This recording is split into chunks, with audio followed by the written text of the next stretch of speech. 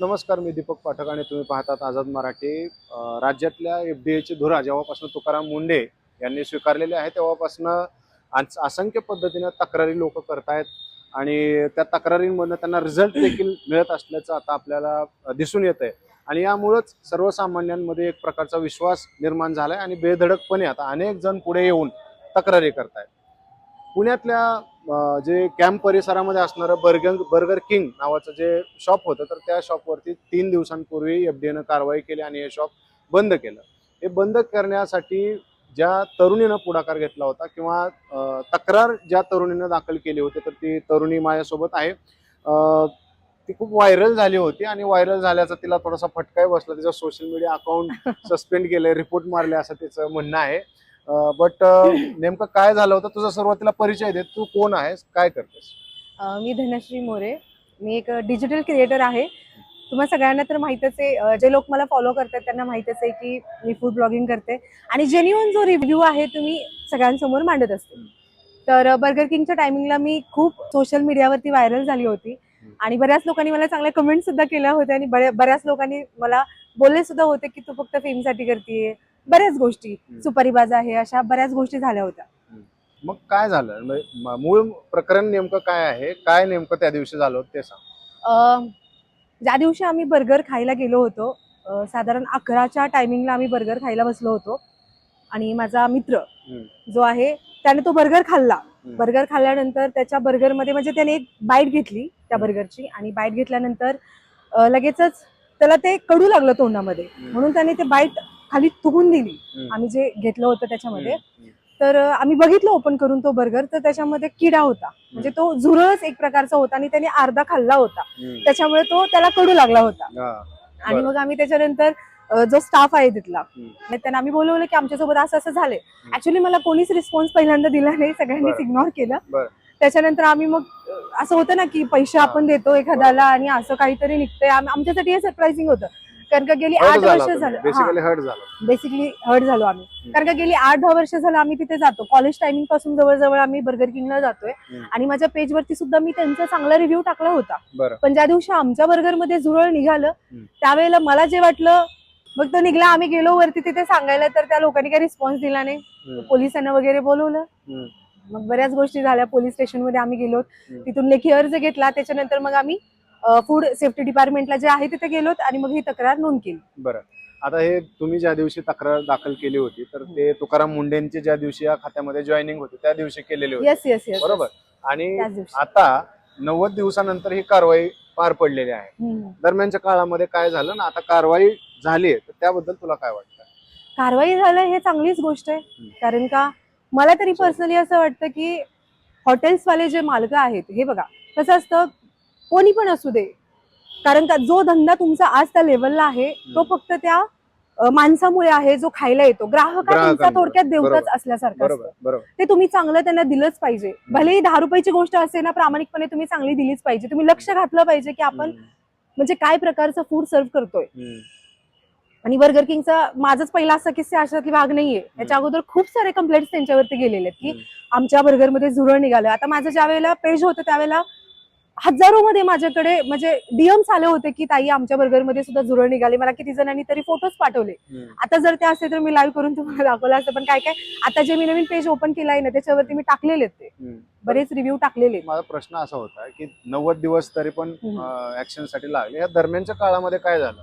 कारण अनेक जण तुला ट्रोल करत होते आणि हा सगळा प्रवास कसा होता? हा सगळा प्रवास म्हणजे एकंदरीत मला मेंटली हे होतं, अनस्टेबल झाली होती. कारण का मी माझं जे फूडचं रिव्ह्यू आहे ते जेन्युइन दिला, त्याच्यावरती बरेच लोक मला काही बोलत होते, उत्सुक काही बोलत होते. म्हणजे होतं, थोडं हर्ट झालीच होती मी त्याच्यामध्ये.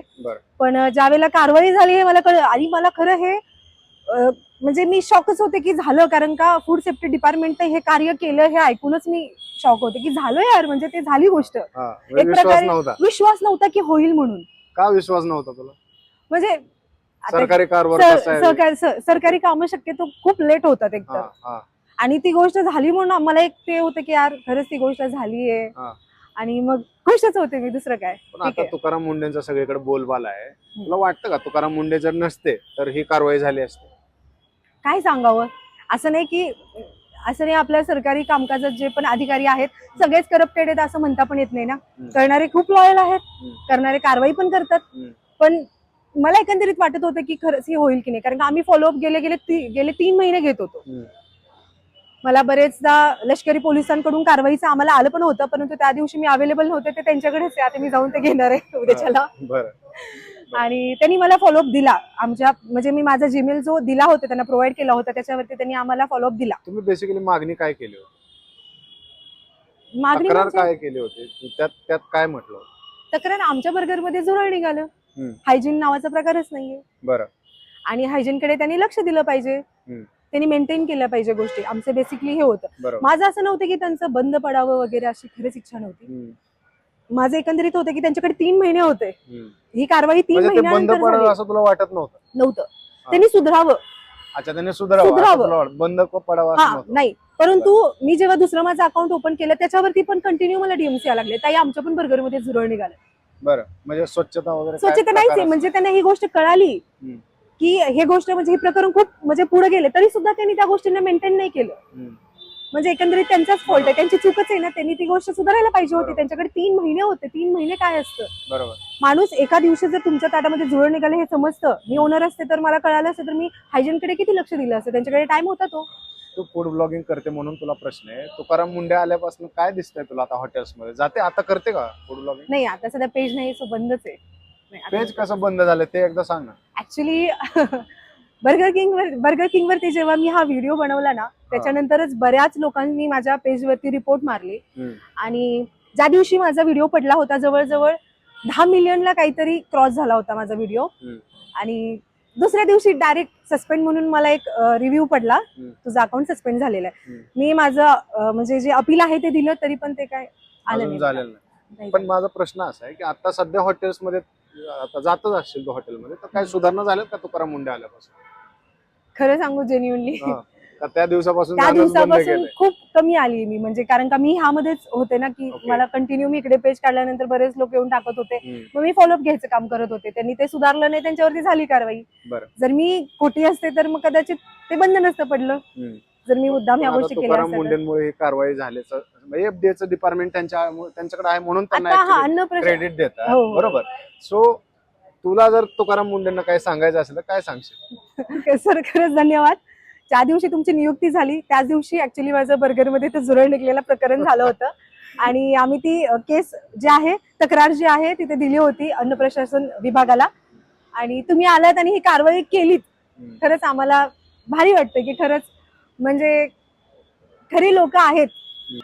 तुमच्यासारख्या अधिकाऱ्यांची, एवढ्या प्रामाणिक अधिकाऱ्यांची खरंच या देशाला म्हणा, महाराष्ट्राला म्हणा खरंच गरज आहे. मग आपला देश कुठल्या कुठे जाईल, सगळंच व्यवस्थित होईल. जे करप्शन आता चालू आहे, फूड असू दे, बाकीच्या कुठल्याही गोष्टी असू दे, ते शक्यतो होणार नाही. तर आपण पाहतोय की फूड ब्लॉगर किंवा तरुणी आहे तर तिच्या मित्राच्या बर्गरमध्ये ते झुरळ निघालं आणि त्यानंतर त्यांनी तक्रार केली. पण आता 90 दिवसांनंतर का होईना पण त्याच्यावरती कारवाई झाली. पण मला आणखी एक प्रश्न विचारायचा आहे. आता बर्गर किंग हा काही छोटा ब्रँड नाही, सगळ्यांना माहिती आहे. तुला काय भीती नाही वाटली? नाही भीती वाटली. खरंच मला एवढंच माहिती आहे, सत्याचा नेहमीच विजय होत असतो. जर मी असा विचार केला की यार माझ्या बर्गरमध्ये झुरळ निघालाय, मोठी लोक आहेत, पैसेवाली लोक आहेत, मग आपण ह्यांना का बोलायचं? नाही, असं नसतं.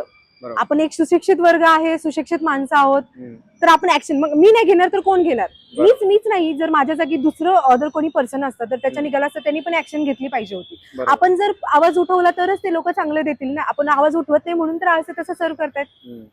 तर हा जो तिचा आत्मविश्वास आहे आणि हा जो तिचा विश्वास आहे तर तो प्रशासनावरचा आहे. आणि प्रशासनाने देखील प्रामाणिक काम करणं कुठेतरी अपेक्षित आहे. आणि ते तिला वाटत होतं की आपण सत्याच्या बाजूने आहोत किंवा माझा जो मुद्दा आहे तो खरा आहे, म्हणून तिने ती तक्रार केली. तुकाराम मुंडे आलेले आहेत आणि त्यांनी कारवाई केलेली आहे. 2 दिवसांपासून प्रचंड चर्चा आहे ऍक्च्युली त्या बर्गर किंगची, कारण अतिशय फेमस असणारं असं ते एक शॉप होतं आणि आता त्याच्यावरती कारवाई झाली आहे. तिला तुकाराम मुंडेंकडून अपेक्षाही आहे की अशाच पद्धतीनं तुम्ही कार्य करत राहा. तुमची महाराष्ट्रालाच नाही तर देशाला सुद्धा गरज आहे. थांबूयात आपण इथं. धन्यवाद.